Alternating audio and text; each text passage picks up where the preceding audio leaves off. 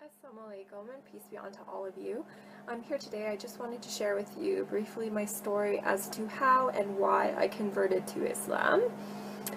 So I'll just get started. So growing up, I actually was raised in a very devout Catholic household. Without fail, my parents used to bring us to church every single Sunday.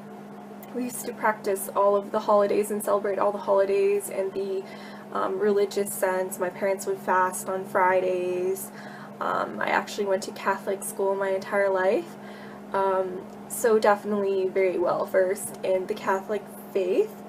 But the one thing I will say is, even just growing up, I did know a lot about the faith, but I was never really brought to think about why I was particularly doing things, or you wouldn't really think very deeply into theology particularly.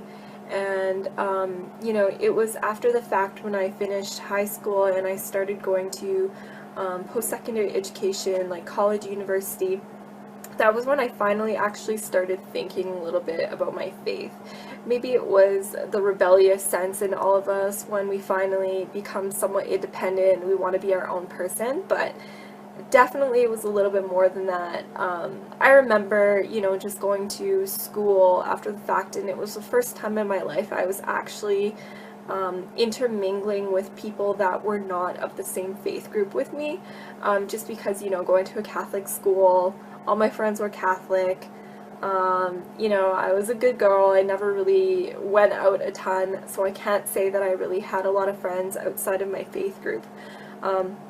But when I actually went to college, university, I actually for the first time interacted and met, you know, Muslims as an example, and it kind of made me think about my faith in a greater sense. Like, I remember, you know, just going to church and thinking, for the first time in my life, like, you know, we're not supposed to be worshiping idols, so why do we even have, you know, like, statues inside the church that people are praying towards? Or if we're supposed to be praying to the one God, like, why are we praying to the Virgin Mary, or why are we praying to other people and saints when, you know, God is the creator of all things and God is the Almighty?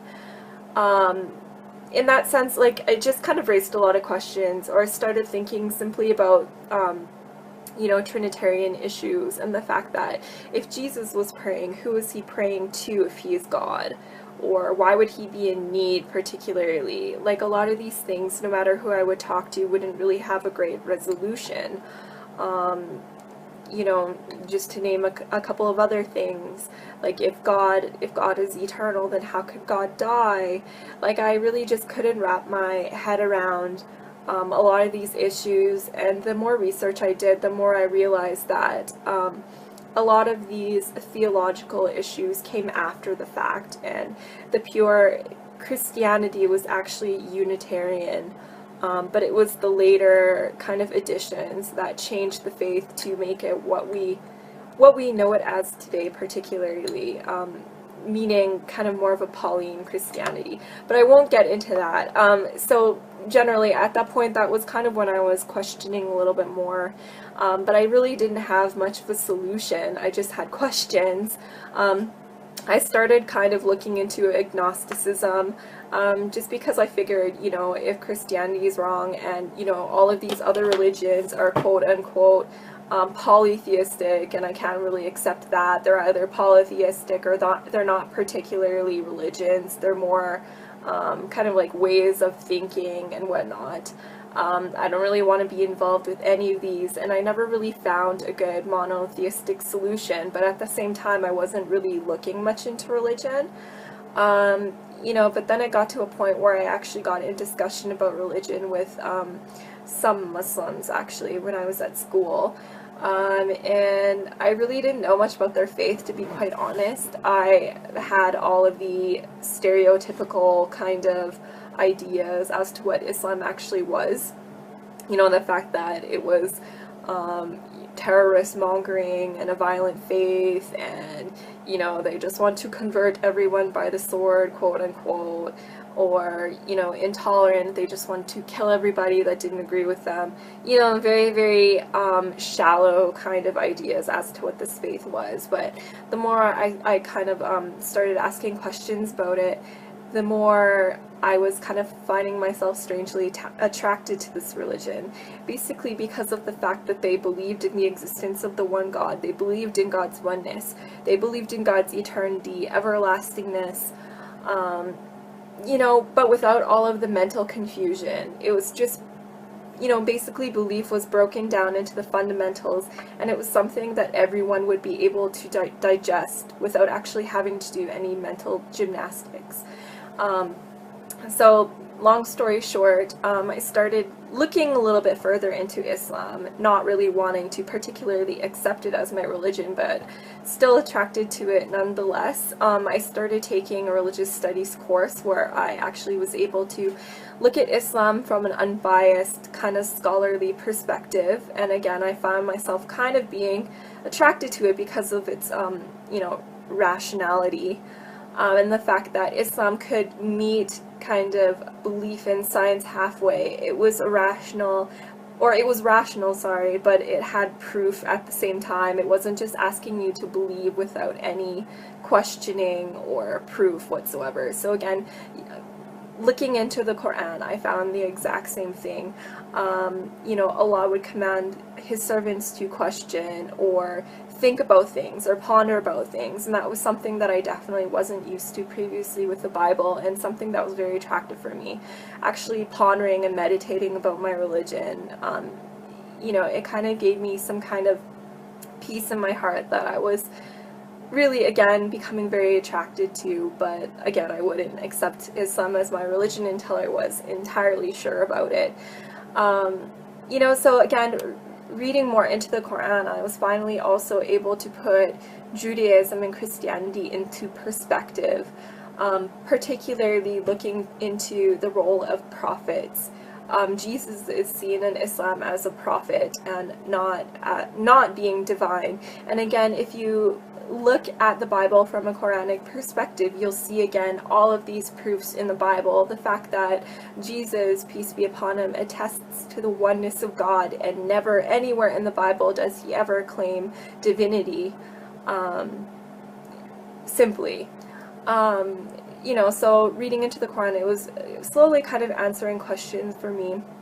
You know, when I would bring up all of these horrible arguments that I would see online and whatnot, to people of faith that were actually well versed in their religion, you know, I would always find some kind of resolution.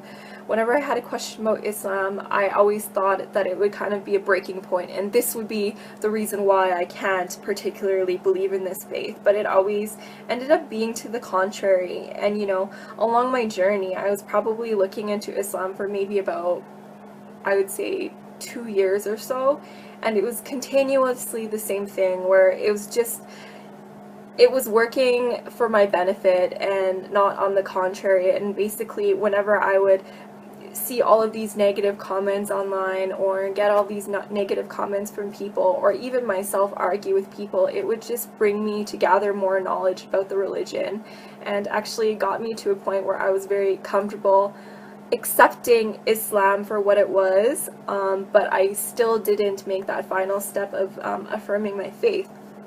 And then I found it was actually just one very last driving point that brought me to accepting Islam. When I was actually very close to accepting Islam, I was doing an internship in Edmonton, where I was in school at the time, and this was coming to an end, and I was on my way back to Calgary, where I would actually be living with my older sister for the first time in many years, because she had actually been in Edmonton for university and I was in Calgary. It was just a big jumble. But anyways, so that was the very first time I would be living with her in years. And I just remember one morning I remember this very vividly, and it was actually the middle of Ramadan. I wasn't practicing or anything yet at that point. I'm still looking into Islam, but I heard like some crazy rustling noises and business going on in the kitchen, and I was like, what is this? What is going on? And it was really early in the morning, and then I found my sister in there eating a bowl of cereal, and like she had all this food around her. And I kind of questioned her as to what she was doing, and I realized at that point that she was trying to attempt to fast. So everything kind of came together at once, and I realized that at the same time when I was looking into Islam, my sister was also, even though we were separately living in completely different cities and didn't talk about religion whatsoever, we were actually going through the exact same thing.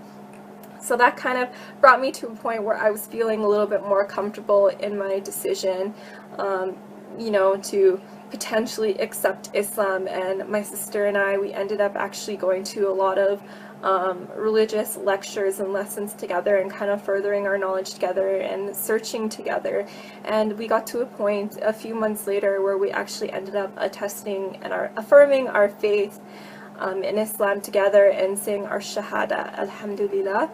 And since then, it's been about 4 years. So I've, since then, you know, my life has changed dramatically, for the better. Finally, as a person, I feel so whole. You know, before Islam, I would go to bed at night and I would honestly not be able to sleep because I felt like I was purposeless, and I felt like, you know, extreme fear of, you know, what was going to happen to me.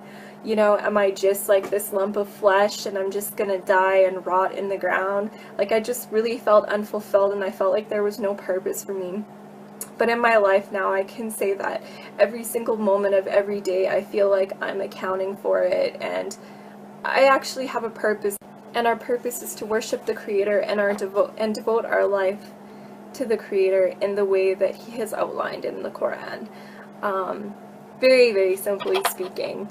But anyways, so that's my story. I'm gonna keep it short and leave it at that, but inshallah, I hope any of you out there perhaps benefited from this story, and I hope to be of service to anybody, you know, with any questions about Islam whatsoever. I would love to kind of dispel any myths and use my knowledge that I've gained over the past couple of years to, you know, maybe inspire you guys in some way, or at least provide you with some knowledge, or answer any of the questions that you've been burning to have answers to. But for now, assalamu alaikum.